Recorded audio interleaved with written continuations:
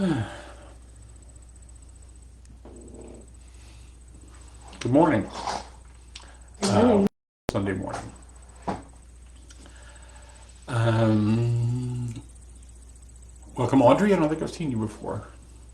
Nice to see you. Mm-mm. Mm. Hi, Mila. It's been a while. Um, Greetings to the folks I can see on Zoom, and greetings to the folks I cannot see on Facebook, and viewing later on YouTube. Did a little dancing around with somebody this morning about the time zone thing.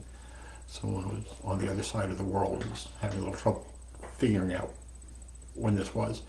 Um, so in the future, I'm going to be posting Greenwich Mean Time with the event information. And if anybody wants to drop me a message, let me know if that would be helpful. I would appreciate that.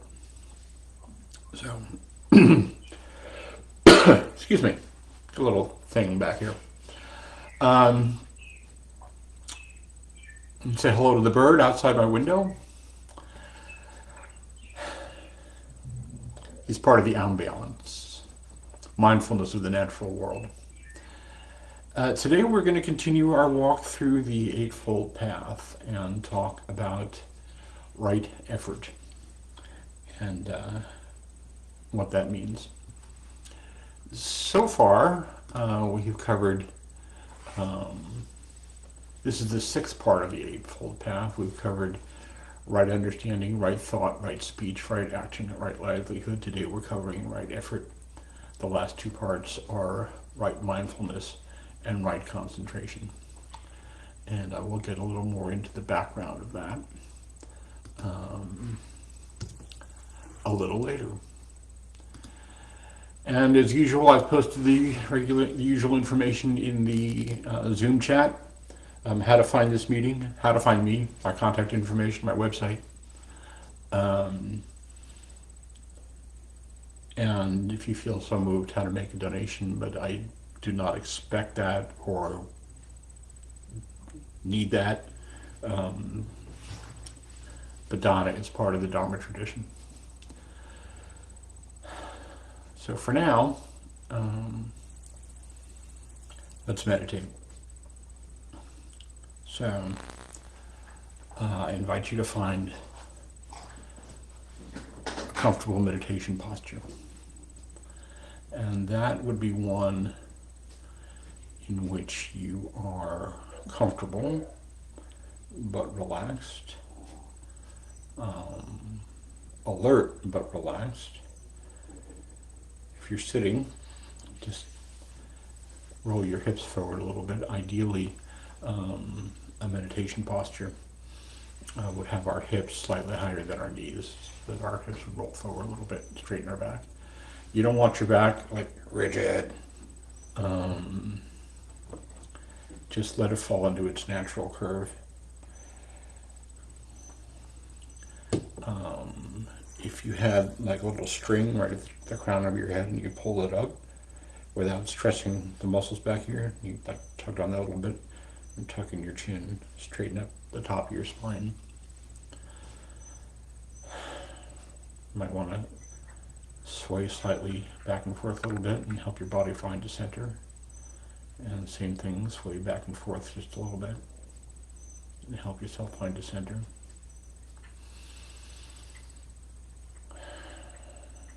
When we enter into a meditation posture, it's a signal to our mind and our body that we are entering something else other than our normal, our regular walking around state. Just one reason to spend a little time on posture. There are four postures, three postures: standing, sitting, and laying down. If you are laying down, generally the suggestion is to hold one arm at a 90-degree angle. When I had back issues, I meditated laying down all the time. If you hold one arm up, if you fall asleep, your hand will fall down and wake you up.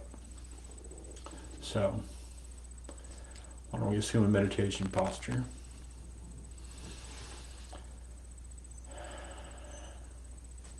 And just let your gaze lower, like you're looking down the bridge of your nose. We're not trying to make anything happen, we're just letting that happen. That relaxes the muscles around your eyes. And gently close your eyes.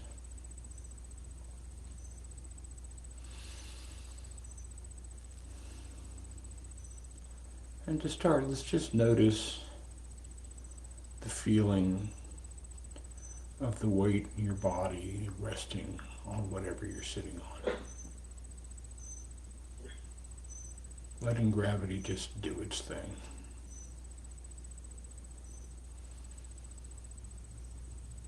And just settling in to this moment.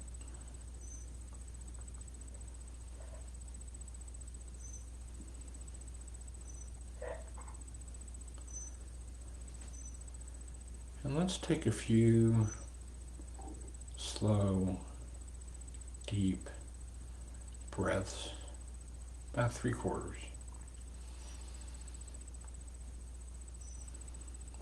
Just to help get in touch with the body, in touch with the breath.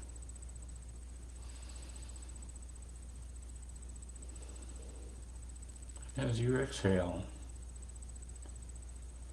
just begin the process of relaxing and softening.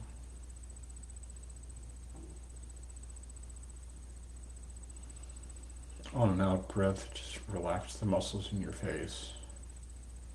They do a lot of work. Let your eyes rest back in their sockets.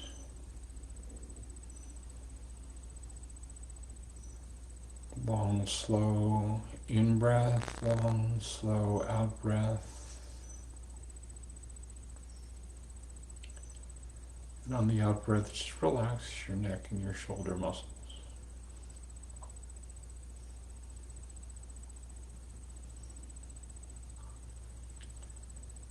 And letting your breathing return to normal.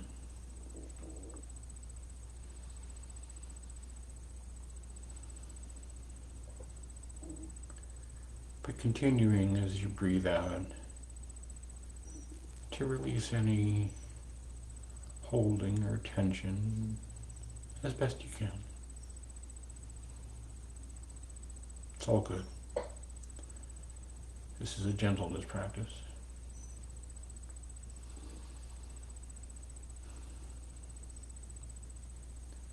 Letting your belly soften. We often hold our belly tight. We don't need to do that now, just let it hang.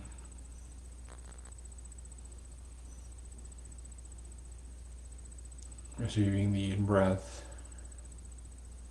and on the out-breath, continuing to soften and release and relax our chest and belly, our legs, our arms.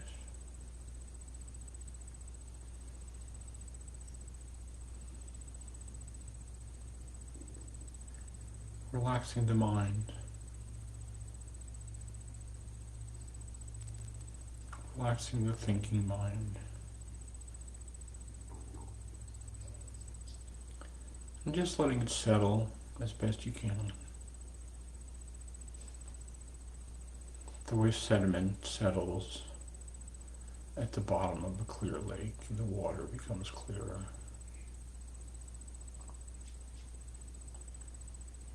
And as best you can, it's okay. This is a gentleness practice.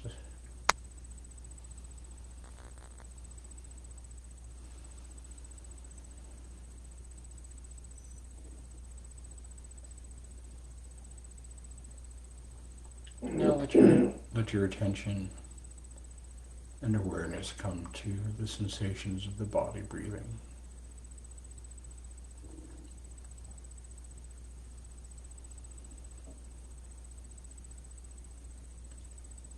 Noticing the sensations of the in-breath as your best chest and belly expand.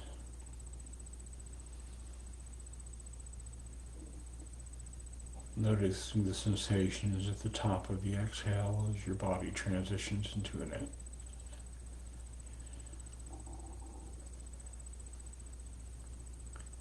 Noticing the sensations at the bottom of the exhale as your body transitions into the next breath.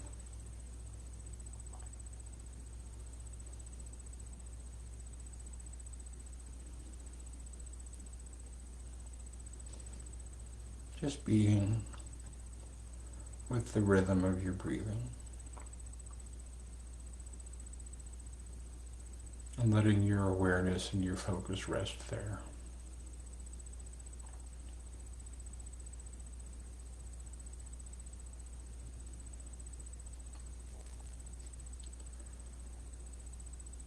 Some people focus on the sensations of the breath moving in and out of your nose, between your nose and your upper lip.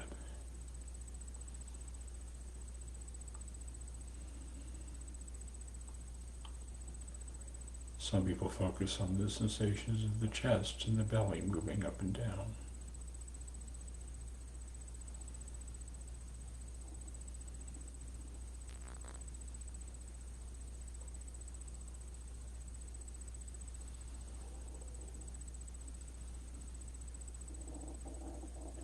Some people focus on just the global sensations of the body breathing. Whatever is easy, whatever works, whatever calls to you. You can't do this for long. It's a gentleness and compassion practice.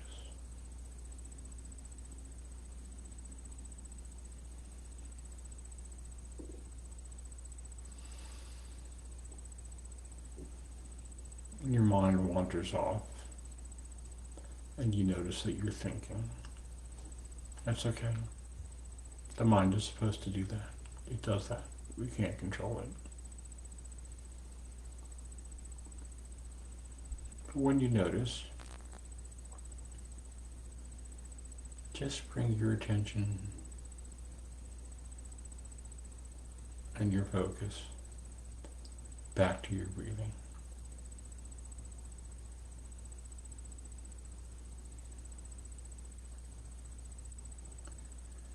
As many times as you need to, which could be many.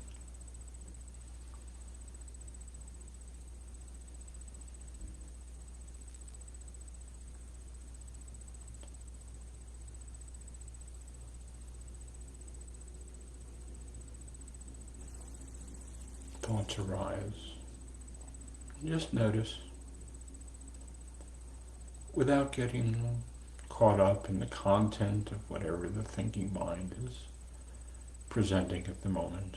That shifts all the time.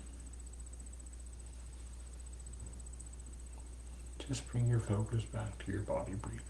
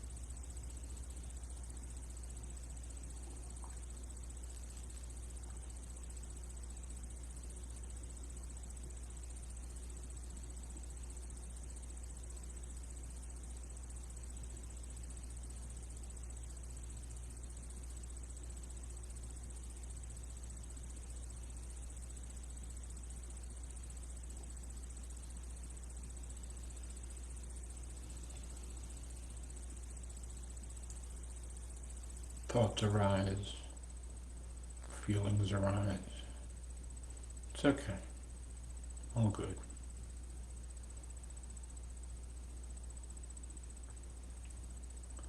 They're like clouds passing in front of you.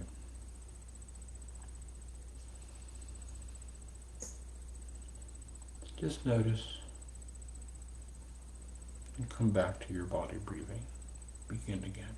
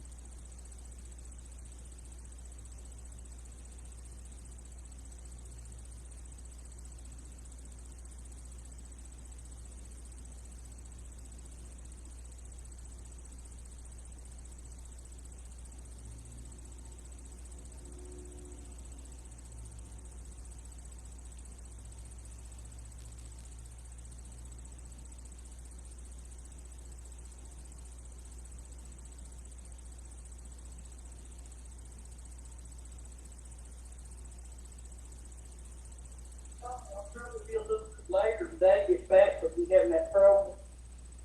Okay. And you can put your car in the carport if you want to. All right.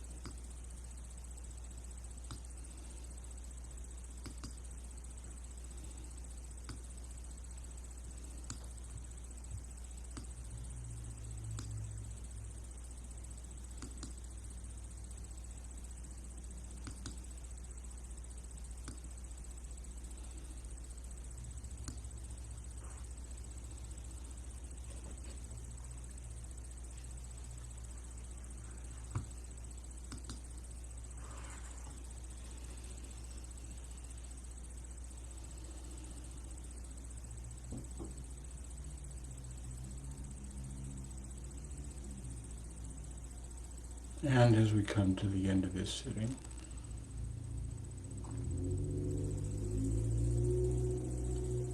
just noticing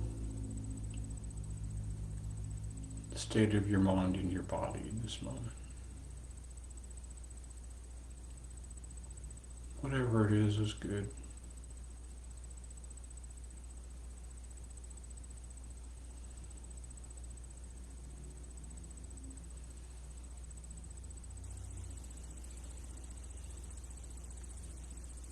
Whatever effort it took to keep bringing the mind back and start again, a lot or a little, persistent or easy. It's all right effort. It's all good.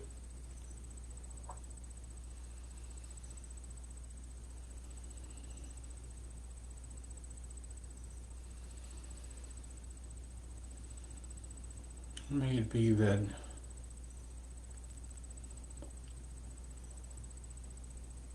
this practice, this meditation, enables us to meet the world with kindness and compassion.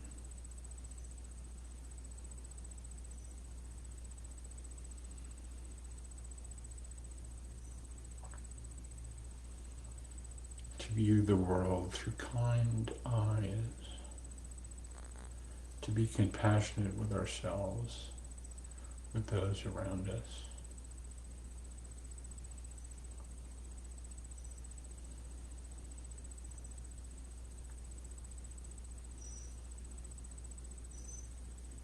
May it be that this practice enables us, encourages us to radiate kindness and compassion from our seats here and now out into our households, into the streets and towns around us, into the world at large.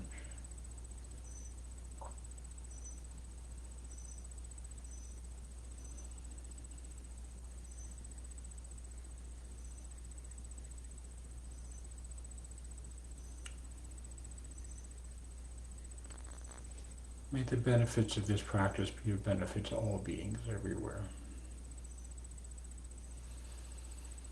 May all beings be happy. May all beings be well. May all beings be safe. May all beings be at ease and at peace.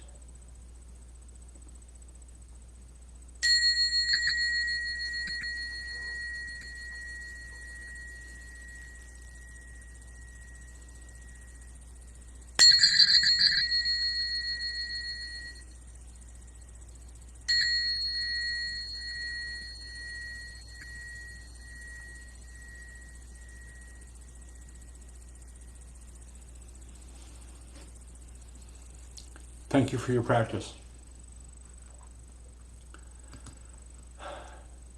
So today, as I said, we are continuing our romp through the Eightfold Path. Just to go over the background again. When the Buddha awakened under the Bodhi tree 2,500 years ago in what is now Bodh Gaya, India, he sat for several days and continued meditating and wasn't sure whether or not he was going to teach this because he didn't feel like he could explain what he had learned. And he resumed his wanderings, and he came upon 5 ascetic monks who he had practiced with before. It's a great story of what happened. The monks had decided that when they saw him coming, they had decided they were going to reject him and snub him because he had obviously given up the strict and rigid asceticism that they practiced. And the truth is he practiced that until it almost killed him and realized that that's not the way, nor is total indulgence the way. So he identified what he called the middle way. And this is it. And they wanted him to explain it. So that was the first time he gave it's called the first turning of the Dharma wheel. He enumerated the four noble truths, which are that life includes suffering. Buddhism being the great debate society, people have been debating for 2,500 years what he meant by that. I come down on the side of life includes grief and uncomfortableness, just built in. That's the first truth. The second truth is there's a cause for that, and that cause for that is attachment to being things different than how they are, and being attached to things that are in transition all the time and insisting on treating them like they're permanent. And then being sad and uncomfortable when things are shifting around us all the time.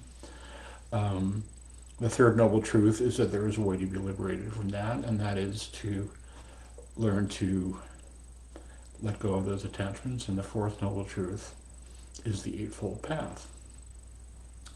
Among the things I find interesting in that is that comes to 12.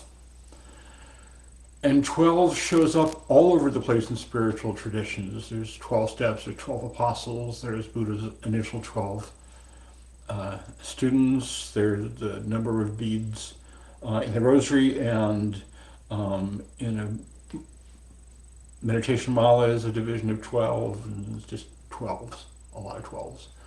So the Eightfold Path is not do this, do this, do this, do this, do this, do this in a particular order. It's kind of integrated. We just kind of work with it as best we can. And the elements are right understanding, which is the understanding that all things are impermanent and shifting all the time. Right intention, which is the intention to do no harm. Right speech, which is an extension of right intention. Do no harm in our speech, the way we talk to ourselves, the way we communicate in the outside world. Right action, right livelihood. And today we're talking about right effort. The other two are right mindfulness and right concentration, which we'll get to in the next couple of weeks. Right effort as it applies to meditation. First off, I was in another meditation session. There's a woman named Laura Cannon. She does a thing on Monday nights at 7:30 out of Bethesda, Maryland on Zoom. She's really good. She's one of my favorite people. And somebody asked a question and made an observation that his mind was really active and he was having trouble containing his thinking, and he said, and I'm not meditating. And my response to that is, yes, you are. The doing it is the doing it. The effort in meditation is the right effort. The mind is going to do what it does. You're not going to make it quiet. Almost nobody can do that. The people who can operate with a completely quiet mind, I mean completely still, usually show up every 500 to 1,000 years. We start religions around them. If you ever encounter somebody, I saw Sri Chinmoy once, I've seen Amachi, just being in the room with them changes you. But the right effort in meditation is just the doing it. The doing it is the doing it. And this is a gentleness and compassion practice. People often have come to me being very hard on themselves around, I'm not doing this right because my mind won't do what I'm trying to get it to do. Of course everyone doesn't. Right? It's like going to the hardware store to find bread. It doesn't really work that way.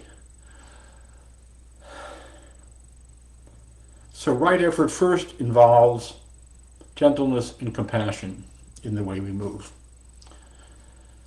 And it's not just about what we put effort into, but how I move through the world and how I talk to other people, how I talk to my cat, what I choose to put in my body, what thoughts I choose to entertain. Because thoughts come and go, and I've been working very hard over the years to lean into self-compassion and When my thoughts go to something more harsh, say, I'm not going to go there. But it includes, the thoughts I choose to entertain and generally how I treat myself. Thoughts arise all the time. The function of the mind is to chatter. I call it the radio station of the mind. They come and they go all the time. It's a fallacy that in sitting meditation we're going to put a stop to that. No, we just notice it. Without getting involved in the content. Without, like, you're doing it again. The voice of my mother. Gently, compassionately coming back. So, in Buddhism, the most traditional definition of right effort is to, quote, exert oneself to develop wholesome qualities and release unwholesome qualities. That's very broad. I'm going to unpack that a little bit. Buddha talked about the effort to prevent unwholesome qualities, especially greed, anger, and ignorance, often translated as greed, hate, and delusion. The effort to extinguish unwholesome qualities that have already arisen, because these things are going to come up, right? We're still human. We're going to experience these things. They're going to come up. Right effort includes compassionately noticing when we're going into those spaces and deciding we're not going to do that. Cultivating skillful qualities, especially generosity, loving kindness, and wisdom. And the effort to strengthen what Buddhism keeps referring to as wholesome qualities. And Buddha enumerated 5 specifics. Mindfulness, energy, joy, tranquility, and equanimity.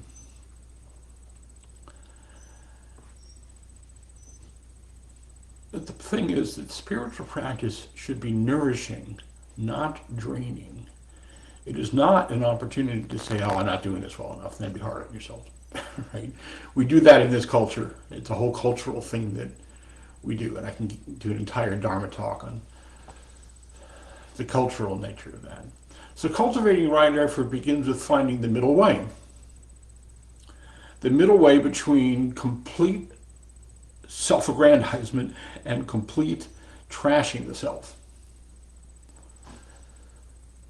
It's especially important is finding the balance in our relationships with ourselves, with the thoughts we keep, and how we be kind to ourselves.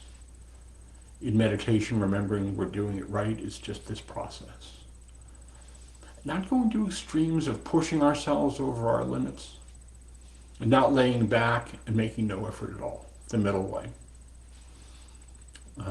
In the working world, you could look at it as the middle way between workaholism and doing nothing.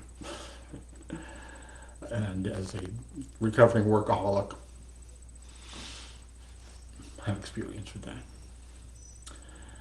And it's going to be different every day. In my meditation practice, it's different every time. Sometimes I'm really focused, and sometimes you're going to be really focused, and on some days, not so much. Some days walking around, you're going to be focused and centered, and some days you're not going to be able to remember what you did yesterday. It's about just showing up, doing the best you can, and allowing your best to be good enough. Do I need to say that again? Allowing your best to be good enough, or allowing good enough to be your best. When I was in California, I still have a good friend named Steve, who's another therapist, my partner in crime, in all things related to private practice therapy. And we consulted a lot, and because I specialized as a trauma therapist, I tend to attract these really acute and intense cases. And I would go to Steve with this stuff, feeling kind of overwhelmed. And he would say, it's good enough. It's good enough. I didn't always know what people were getting out of therapy, but I got healed. And people kept coming back, and their lives appeared to be getting better, and I was always grateful for that. But the truth is, the path can be difficult sometimes, and sometimes we feel like we're making progress and getting more centered and calm, and sometimes not so much. Sometimes my meditations are really tranquil and I feel quiet and centered, and sometimes my head feels like romper room on steroids. Am I the only person here old enough to remember romper room? Anybody else remember romper room? Kindergarten on television in the early 60s. Yeah, sometimes my meditations are like romper room on steroids, complete with the greatest hits of the 70s from when I worked in radio, in pop radio, and whatever noise is going on. As one friend of mine puts it, some days you feel like the pigeon, some days you feel like the statue. But we're doing the best we can, and it's good enough. Don Miguel Ruiz, who wrote the Four Agreements,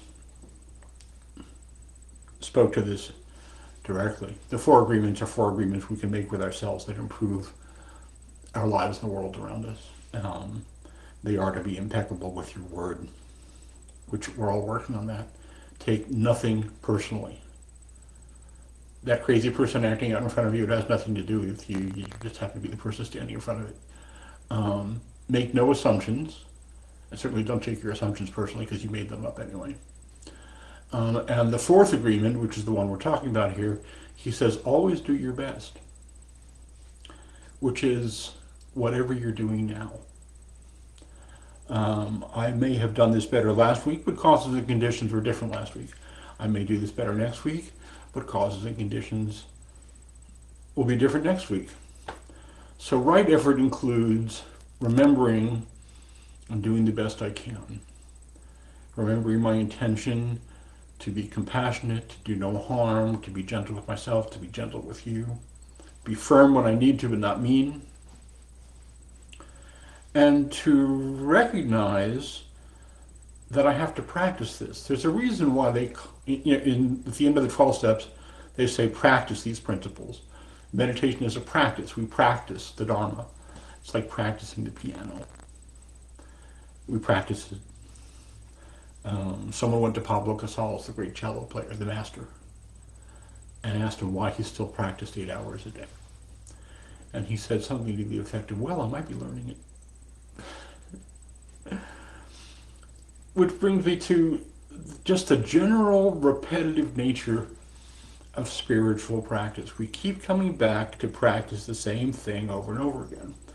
In meditation, keep coming back, keep coming back, keep coming back. As they say in the 12-step thing, keep coming back, it works. First time I heard that, I thought they said keep coming back and eat Smurfs. I was like, what? Anyway, that's just me being weird. We repeat and repeat and repeat. And when we're in sitting meditation, the mind wanders off. We come back. Wanders off. We come back. It's what my teacher Gil still referred to as the manual labor of meditation. Right effort out in the world, we notice that, okay, that was not our best moment. Okay. We kindly, gently, compassionately be with that, bow to it, acknowledge it, move on with the intention of who we have decided we want to be. That's what right effort is. Setting the intention and coming back to it and coming back to it and coming back to it and coming back to it in the middle way, without being harsh, without just doing nothing. Kindness, self-compassion, those are at the center of it all. So I did something a little different this week in preparing for this talk. I went out into the wild, wild west show that is the internet, the world's largest collection of uncatalogued and questionably reliable information, and went into a couple of Buddhist discussion groups that I'm involved in and asked, what does right effort mean to you? And I thought I would share with you some of what people offered. One person wrote, striving to foster good qualities and to avoid engaging in negative thoughts and actions. I like that. Another person wrote, consistency, examining all doubts and concerns thoroughly. Someone else wrote, doing the next indicated right thing mindfully. Someone wrote, and keeping a regular routine with sustaining work on cultivation of discipline, meditation, and wisdom. Being mindful and compassionate. And if I'm not, acknowledging this and begin again, which is the essence of everything I've been talking about here today. Someone else wrote, doing everything as if I were awake. The truth is, we're not awake all the time. Okay? The truth is, the heart is not always open. And we can't force it open. We can't make it open. But we can let it open by creating a gentle space for it to awaken. Someone wrote, being mindful and compassionate. And someone wrote, having good intentions in everything you do, actively trying to live your values to make the world a better place. Doing the best you can. And finally, I'm going to close with the words of Thich Nhat Hahn, who said, right diligence is nourished by joy and interest. If your practice does not bring you joy, you are not practicing correctly. So be kind and gentle with yourself. Be compassionate with the person in the mirror. Recognize you're doing the best you can. It's good enough. Thank you for your kind attention.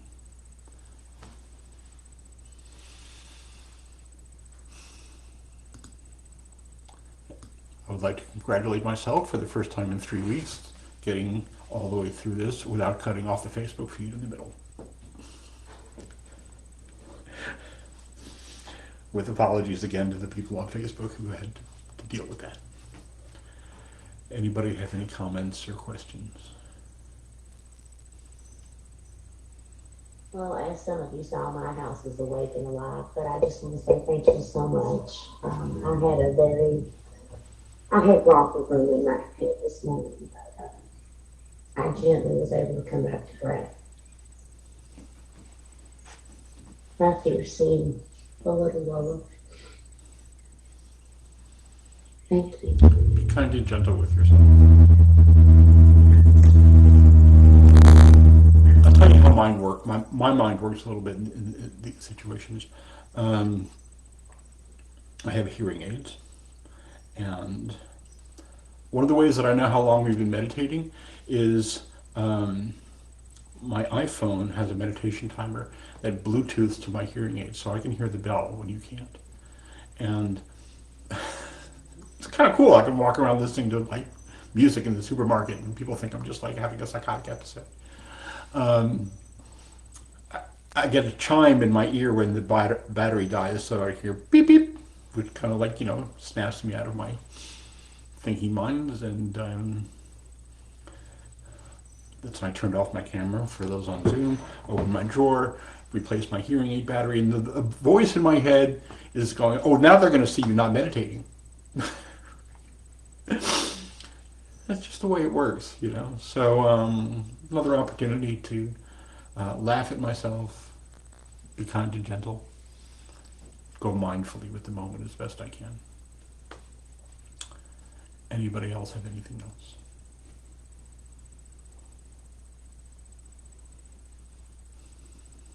Alrighty then. We're coming up on 10 o'clock. It's good to see y'all.